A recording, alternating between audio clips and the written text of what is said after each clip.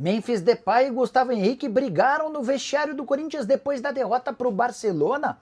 Vídeo de hoje do canal do Nicola te ajuda a entender essa história e conta também de um reforço de 41 milhões de reais no Palmeiras, que acabou por estar esquecido. Preciso te atualizar também sobre o São Paulo, que tenta a renovação de contrato com o zagueiro e tem novo patrocínio para o time feminino. Vou te atualizar ainda sobre Neymar convocado para a seleção brasileira. O Flamengo com quase um time completo de jogadores chamados para seleções nacionais. O Atlético Mineiro negociando uma das joias do clube com o Shakhtar Donetsk. Isso sem falar nas últimas do mercado, bastidores, finanças e muito mais.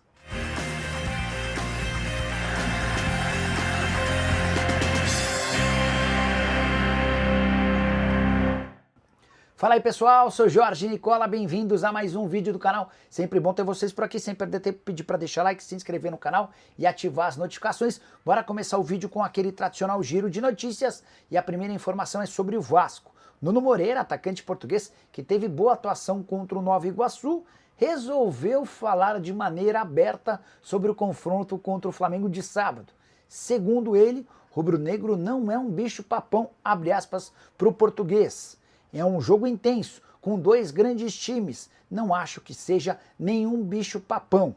Contra o Nova Iguaçu, mostramos que temos muita qualidade e estou confiante de que podemos reverter o resultado. Vale a lembrança de que o Flamengo venceu o Vasco por 1-0 na semana passada. Já o Botafogo recusou o amistoso contra o Cruzeiro. A alegação do novo técnico botafoguense, Renato Paiva, é de que ele tem apenas uma semana de trabalho e precisa conhecer melhor seus jogadores antes de começar a participar de jogos amistosos.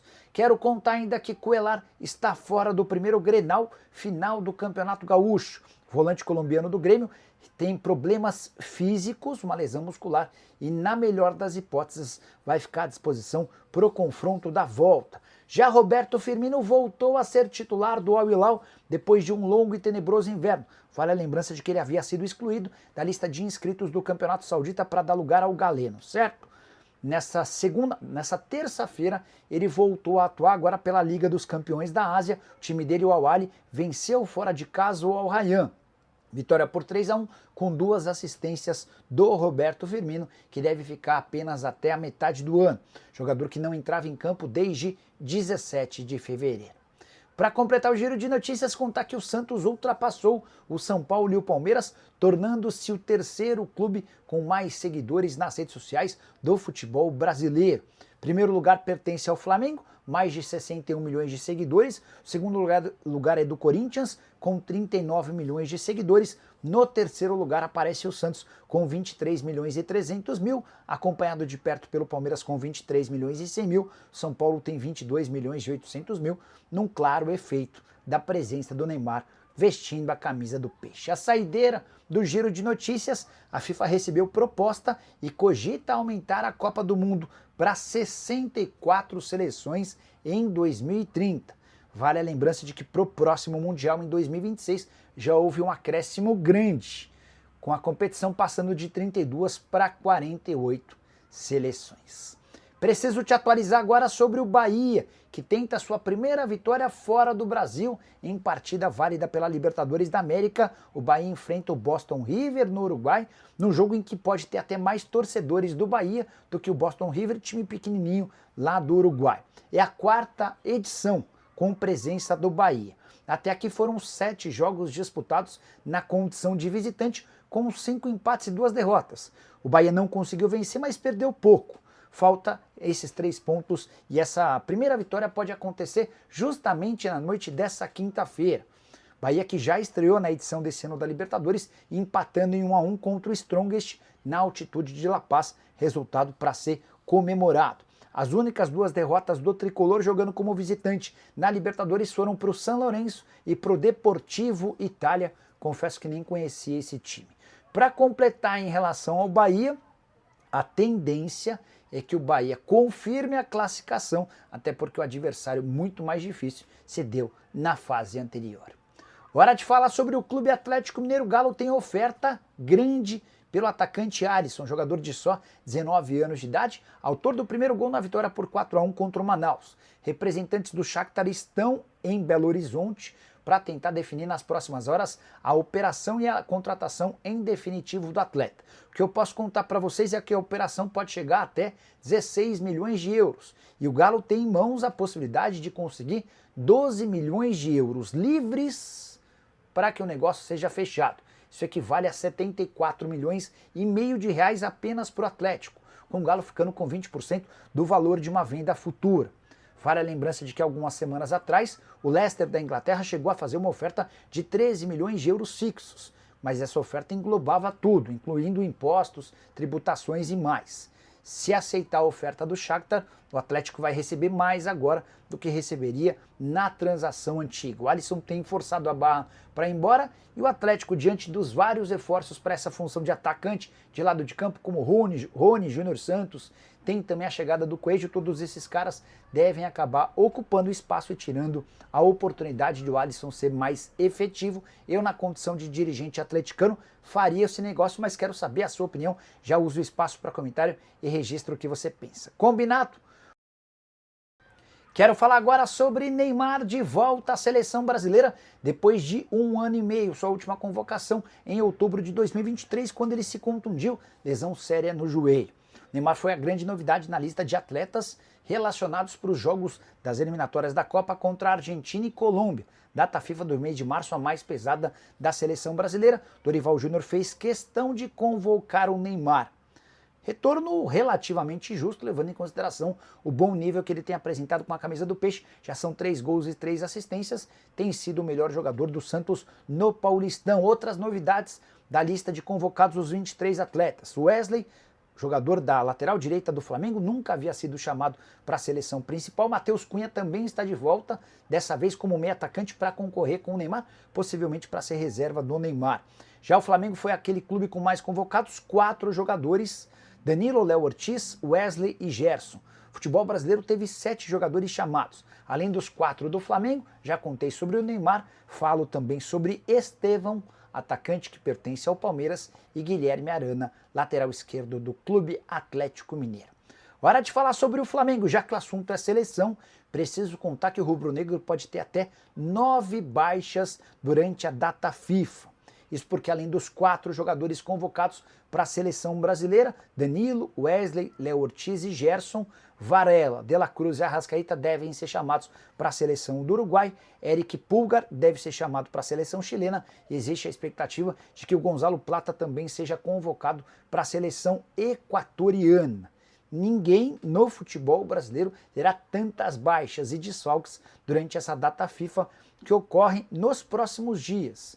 E ela é especial especialmente para a seleção brasileira por causa dos duelos contra Argentina e Colômbia. Só para arrematar em relação ao rubro-negro, Arrascaeta foi homenageado pelos 300 jogos com a camisa do Fla, 195 vitórias, 61 empates e 44 derrotas, 14 títulos conquistados. É o maior campeão da história rubro-negra ao lado de Bruno Henrique. Só para completar, em relação à renovação de contrato do volante Jorginho, só deveremos ter novidades no mês de abril. O volante pediu que o Flamengo aguardasse mais um pouco. Preciso falar agora sobre o São Paulo. Para iniciar, quero tratar sobre a renovação de contrato do zagueiro Alan Franco. Desde novembro do ano passado, São Paulo, preocupado com a proximidade do fim do vínculo, tem negociado com representantes do zagueiro argentino, até agora sem nenhum avanço.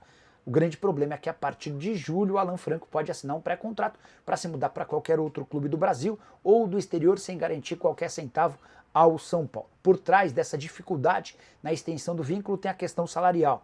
O Alan Franco chegou com um salário alto, vindo do futebol americano. E aí que vem o segundo ponto. Para permanecer no São Paulo, o Alan Franco exige uma compensação financeira ainda maior, que faria dele dono de um dos maiores salários do elenco, certamente o zagueiro mais bem pago, custando até mais do que o Arboleda, que entre salários, direitos de imagem, luvas e perdão da dívida, o São Paulo tem assumido o pagamento de uma série de dívidas do Arboleda, o zagueiro equatoriano custa 800 mil mês. Só que vale a lembrança de que o Arboleda está há um tempão no São Paulo, o Alan Franco chegou mais recentemente. Outra informação importante sobre o São Paulo, Tricolor anunciou a renovação de contrato, ou melhor, anunciou novo contrato de patrocínio para o time feminino, acordo com a Mondelez, que é responsável pela marca Bis, que já comprou os name rights do estádio Tricolor e vai estampar sua marca do Bis na barra frontal da camisa do time feminino. Inclusive, estreia dessa nova marca ainda nessa semana. A saideira sobre o São Paulo, 3 atletas do tricolor estavam na pré-lista de convocados da seleção, nem Oscar, nem Alisson, nem Lucas Moura foram chamados. Preciso falar agora sobre o Palmeiras e um reforço de 41 milhões de reais que está esquecido pela comissão técnica de Abel Ferreira. Eu me refiro a Agustín Giai, lateral direito argentino de 21 anos de idade, comprado do São Lourenço na temporada passada por 7 milhões e meio de dólares. Já se vão 9 partidas sem que o Giai seja utilizado. Dessas 9 partidas, em 7 ele foi para o banco e não saiu do banco. Em outras 2 ele nem sequer foi relacionado. Jogador que perdeu a posição para Marcos Rocha e Mike, que tem se revezado na condição de titular. Importante lembrar que quando da contratação do Giai na temporada passada, o Abel teve participação, aceitando e dando a volta para que o negócio avançasse. Grande pergunta que fica agora é o que fazer com o Giai? Só 21 anos de idade, difícil imaginar que esse investimento de 7 milhões e meio de dólares possa ser recuperado, mas existe a expectativa de que ele possa ganhar pelo menos mais alguns minutos antes de uma negociação. Você usaria o Giai ou preferiria Mike e Marcos Rocha? Use o espaço para comentário e registre a sua opinião, beleza? Quero falar agora sobre o Corinthians e a informação sobre uma treta entre Gustavo Henrique e Memphis Depay. A informação foi publicada pelo blog do Paulinho, que diz ter apurado, depois do jogo, derrota por 3-0 contra o Barcelona em Guayaquil, o holandês chegou a atirar uma cadeira no zagueiro em meio à discussão. Fabinho Soldado, como diretor executivo de futebol, tentou apartar a briga e acabou recebendo um tapa em meio ao caos que se instalou. Houve 3 pessoas diferentes. 2 delas ligadas à diretoria asseguram que não sabem de nada. Uma terceira, de oposição, afirma que de fato existiu uma confusão com o Memphis Depay. Mas, porém, contudo e todavia, vale a lembrança de que brigas, discussões e situações mais acaloradas dentro de um vestiário são absolutamente comuns. Então, se de fato isso aconteceu, não acho que seja o fim do mundo. Talvez vontade de vencer ou algo do gênero. Você se importa? Imagina que isso possa quebrar o vestiário? Está preocupado com a situação? Já usa o espaço para comentário e registra a sua opinião. Só para completar, queria destacar uma nota emitida pela Gaviões da Fiel. É inaceitável a postura do time ontem. Foi mais uma atuação vergonhosa. Time perdido e sem alma. Treinador chega de testes. A temporada começou há 3 meses e os problemas não foram corrigidos. A nota da Gaviões termina da seguinte maneira: reconhecemos os esforços para evitar o rebaixamento, mas o passado não ganha jogo. A fiel torcida exige um time à altura da nossa história. Quarta-feira vão correr 2 vezes mais, já que o futebol ficou no Brasil durante os 90 minutos. O apoio não faltará, mas queremos sangue nos olhos e muita luta para buscar a classificação. O Corinthians não é brincadeira. E você? Como é que vê toda essa questão envolvendo derrota por 3-0 no Equador? O Timão ainda tem chance de passar a fase de grupos da Libertadores? Usa o espaço para comentário para opinar. Se não esquece de deixar like, de se inscrever no canal. Nos encontramos mais tarde. Tchau!